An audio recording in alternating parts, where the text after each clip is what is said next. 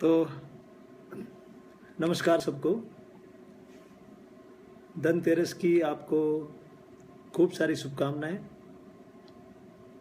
आपका स्वास्थ्य अच्छा रहे,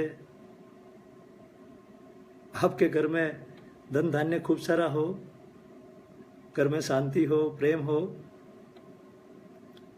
शिक्षा हो और सारी सुविधाएं जिनकी हम कल्पना करते हैं वो सारी हो।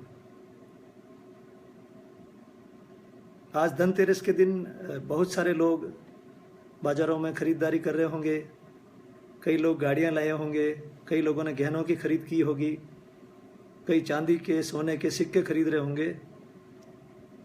और ऐसे में हमारे किसान भाई अभी थके हारे लौटे होंगे, घर पे आए होंगे, आराम कर रहे होंगे। उनके लिए दीपोत्सव का त्यौहार केवल 1-2 दिन का रहता है, 5 दिन वो मना नहीं पाते हैं। लेकिन अब जो भी काम उनके पास है वो उनको करना है।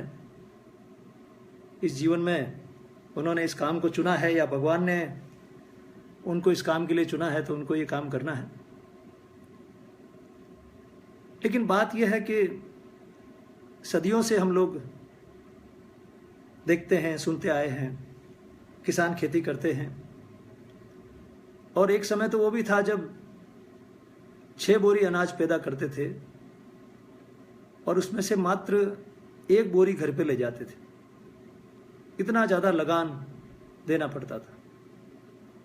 इसके बावजूद किसान खुश था, वो हंसता था, वो नाचता था, वो गाता था, मस्ती करता था, खूब गहरी नींद लेता था। उसके चेहरे पे एक चमक थी। लेकिन आज खेत किसान के हो गए, लगान उसको देनी नहीं पड़ती है। उसके बावजूद भी ऐसा क्या मिसमैनेजमेंट हो गया कि वो परेशान है, तनाव में है, उसके चेहरे पे खूब सारी झुर्रियां हैं, उसको नाचने का मन नहीं करता। तो कहीं ना कहीं इस नई व्यवस्था में प्रबंधन की कमी हुई है। और आज हम उन्हीं कमियों पर चर्चा करेंगे, उनके समाधानों पर चर्चा करेंगे, जैसा हमने अभिनव राजस्थान में सोच रखा है। मित्रों, बहुत सारे लोग किसानों की बातें करते हैं, उनकी समस्याओं के बारे में बात करते हैं, उनके कई सारे समाधानों के बारे में बात करते हैं। कुछ लोगों को लगता है कि किसानों के कर्जे माफ हो जाएं तो वो खुश हो जाएंगे। कुछ लोगों को लगता है कि बीमा में कोई प्रॉब्लम है, वो ठीक हो जाए तो अच्छा होगा। कुछ लोगों को लगता है कि सब्सिडी देनी चाहिए, कुछ लोग कहते हैं सब्सिडी नहीं देनी चाहिए। लेकिन खेती को लेकर कोई स्पष्ट नीति अभी तक भारत या राजस्थान की सरकार ने नहीं बनाई। वर्ष 2000 में एक बार कोशिश हुई थी कि किसानों के लिए कोई नीति बने। 2000 में किसानों की नीति बनी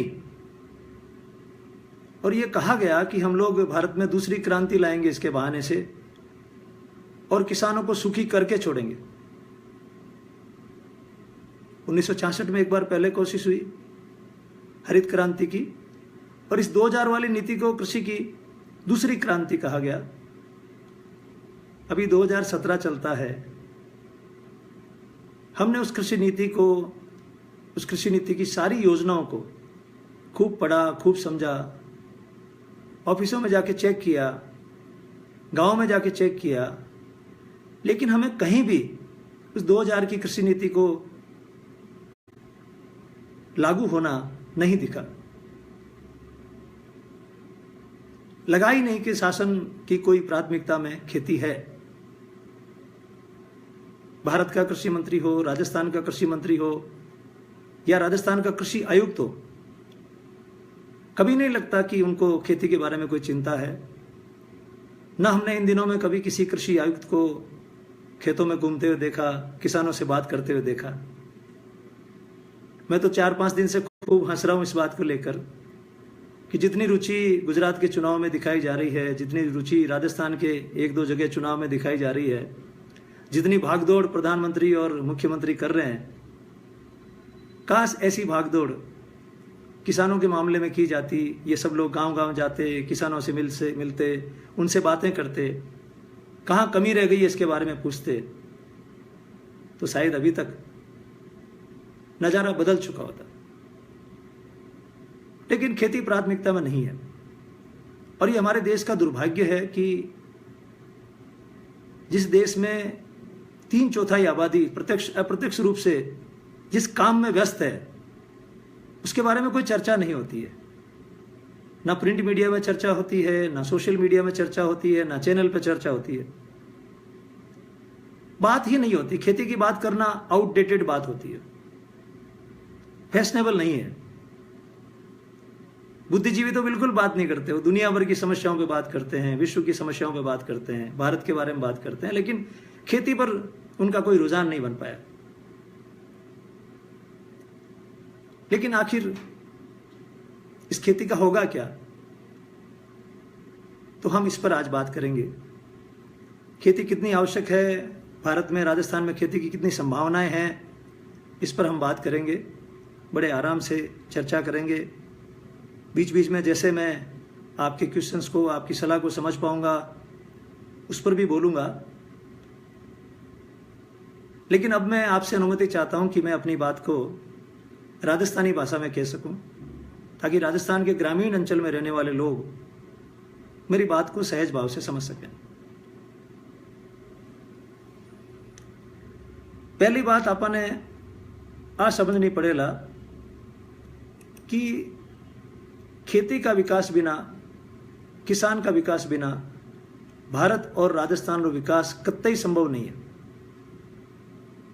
मैं लारला 30 सालों ए बातें पढ़ रही हूं, अखबारों में पढ़ रही हूं, IAS की जद मैं तैयारी करता हूं बीटे भी पढ़ रही हूं, और ए सारी बातों को सारा अर्थशास्त्र को, सारा समाजशास्त्र को सार जो को मने समझ में आयो है, दी के अनुसार भारत जड़ा देश में खेती की उपेक्षा कर और अपना विकास नहीं कर सकता। जब तक भारत की अधिकांश जनसंख्या की आमदनी नहीं बढ़े, तब तक भारत विकास नहीं कर सकते। ना भारत को उद्योग चल सके, ना भारत को निर्यात चल सके, और ना भारत को व्यापार चल सके। कई अर्थशास्त्री दुनिया का अलग अलग स्वार्थों के कारणों, अलग अलग देशों की फंडिंग के कारणों एड़ी बातें फैलाई है भारत में कि भारत में अब कम लोगों ने खेती करनी चाहिए, और अब बहुत खतरनाक बात है। वे लोग बार बार झूठा आंकड़ों आ समझाने की कोशिश कर रही है कि अगर ज्यादा लोग खेती करी तो देश ने नुकसान होए, और वे लोग कह रही है खेती लोगों ने निकालो और आने उद्योग में खपाओ, आने सेवा कार्य में खपाओ।